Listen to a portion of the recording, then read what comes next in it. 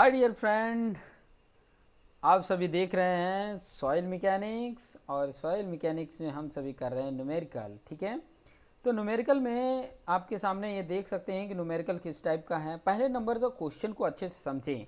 ठीक है, और जो भी क्वेश्चन में दिया रहेगा वो चीज़ों को लिखते जाएं, क्योंकि ताकि आपको आइडिया मिल जाएगा। ठीक है, और जब लिख लोगे ना और क्या फाइंड आउट करना है, फिर उसके बाद से क्या फॉर्मूला है, देखिए मैंने स्टेप बाय स्टेप आपको बता देता हूँ। सबसे पहले गिवन डाटा लिखिए, गिवन डाटा लिख दिए। फिर बाद में क्या पूछा है वो लिख लीजिए। अब ये जो पूछा है उसका फॉर्मूला क्या होता है, फॉर्मूला क्या होता है ये पता कर लीजिए। अब उस फॉर्मूले में देखिए कि सारी वैल्यू जो गिवन है वो दी हुई है कि नहीं है। ठीक है, जो नहीं दी हुई है, नॉट जो गिवन है, अब वो देखो कि वो कैसे फाइंड आउट होगा। और जब वो चीज़ें भी फाइंड आउट करके और फिर बाद में जो ये फॉर्मूला है उस वैल्यू में पुट कर दो, आपको ये फाइंड आउट हो जाएगा। जो नहीं पता है वो क्वेश्चन का जो फाइंड आउट करना है, वो जो नहीं पता है वो फाइंड आउट हो जाएगा। ये टेक्निक अगर यूटिलाइज करोगे ना तो आपको सारे क्वेश्चन आसानी से आ जाएंगे। बहुत हार्ड नहीं है, बहुत ही ईजी बना सकते हो, बशर्ते आपको जो कॉन्सेप्ट मैं समझा रहा हूँ उस कॉन्सेप्ट को याद रखो। सबसे पहले गिवन डाटा, जो उसमें नहीं पूछे जो पूछ रहा है वो चीज़ें देखो। फिर उसका फॉर्मूला क्या होता है वो देखो, क्या क्या फॉर्मूले हो सकते हैं वो सारे फॉर्मूले लिख लो, कि ताकि आपको आइडिया मिले कि उससे कौन सा गिवन डाटा उससे कौन सा मैच हो रहा है। फिर उसमें देखो कि ये मैच तो हो रहा है लेकिन इसमें कोई चीज़ें नहीं दी हुई है, या दी है तो ऑलरेडी वैल्यू पुट कर दो, आपको फाइंड आउट हो गया। नहीं दी है जो वैल्यू, तो वो वैल्यू को देखो कैसे वो फाइंड आउट हो सकता है with the help of given data. तो ये चीज़ें को अगर यूटिलाइज करोगे तो आपके लिए क्वेश्चन बहुत आसान हो सकते हैं। तो चलिए स्टार्ट करते हैं क्वेश्चन को। एग्जाम्पल नंबर 2 है ये। The following observation were recorded during constant head. देखो कॉन्स्टेंट हेड को लेके चला है, मतलब एच तो उसकी फिक्स है। ठीक है, और कांस्टेंट हेड ये एच दे दिया भी है। On A soil sample find coefficient of permeability, मतलब क्या फाइंड आउट करना है, के फाइंड आउट करना है। ये फिक्स हो गया कि coefficient of permeability find out करना है, और कांस्टेंट हेड बोल दिया है। तो कांस्टेंट हेड का फॉर्मूला आपको बता ही दिया हूँ कि क्यू इंटू एल, और क्या फॉर्मूला है, T into H into A, ये फॉर्मूला है। ठीक है, अब देखिए इसमें दिया है कि नहीं दिया है। डायमीटर ऑफ सैंपल, ठीक है, जो सॉइल सैंपल है उसका डायमीटर दिया है, तो उसके हेल्प से ये एरिया मिल जाएगा। पाई बाई 4 डी स्क्वायर करेंगे तो एरिया मिल जाएगा। फिर लेंथ ऑफ सैंपल, मतलब ये एल मिल गया। ठीक है, फिर उसके बाद से डिस्चार्ज क्यू मिल गया।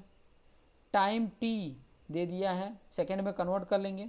ठीक है, और एच ये कांस्टेंट हेड दे दिया, मतलब सारी वैल्यू दी हुई है। ठीक है, सारी वैल्यू इसकी दी हुई है। बस आपको ध्यान में क्या रखना है कि अब ये डायमीटर दिया है तो उसे एरिया फाइंड आउट कर ले, पाई बाई 4 डी स्क्वायर करके एरिया फाइंड आउट कर लोगे। ठीक है, और बाकी ये जो मिनट में दिया है टाइम, उसको सेकंड में कन्वर्ट कर लोगे। और आपको ये जो एम में दिया है ना उसको सेंटीमीटर में कन्वर्ट कर लोगे, क्योंकि बाकी सब सेंटीमीटर में दिए हैं तो इसको भी सेंटीमीटर है। और एम जितना एम होता है उतना सेंटीमीटर होता है, ये ध्यान रखना। लेकिन वो सेंटीमीटर क्यूब होता है। 1 centimetre cube equal to 1 ml, 1000 centimetre cube equal to 1000 ml। आपको अगर मैं आइडिया बताऊँ ना कि याद रखोगे कैसे, तो वो चीज़ें मैं बता देता हूँ। कि अगर मान लो कोई क्यूब को लेकर चलो, अगर मान लो ये मैं क्यूब ले रहा हूँ, ठीक है, ध्यान से समझना, ये मैं क्यूब ले रहा हूँ। आप थोड़ा सा अंदाज़ा लगाना। ठीक है, आप आपने एक क्यूब ले लो।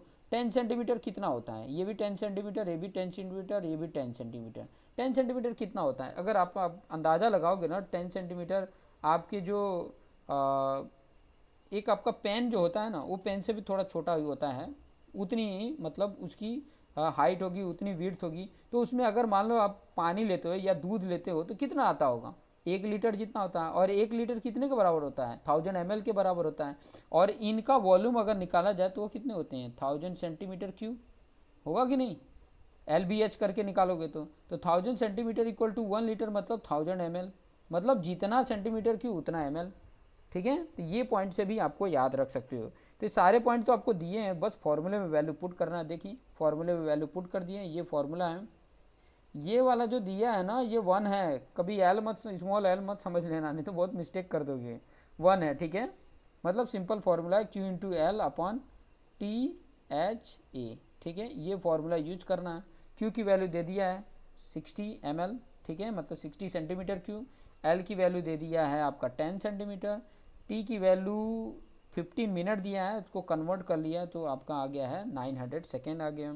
और एच की वैल्यू 30 है, ठीक है, वो वैल्यू पुट कर देंगे। और एरिया यहाँ पर देखिए, एरिया फाइंड आउट कर लिया है π/4d² करके।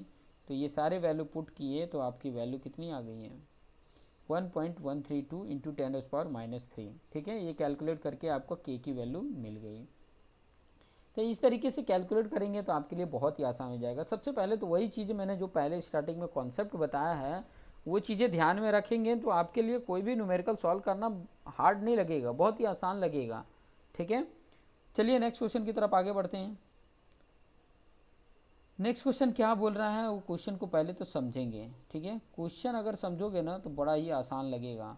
क्या बोल रहा है, ड्यूरिंग परमेबिलिटी टेस्ट, ये भी परमेबिलिटी टेस्ट किया गया in laboratory following the observation. देखो लेबोरेटरी टेस्ट मैंने बताया दो ही है, कांस्टेंट हेड वाला और फॉलिंग हेड वाला।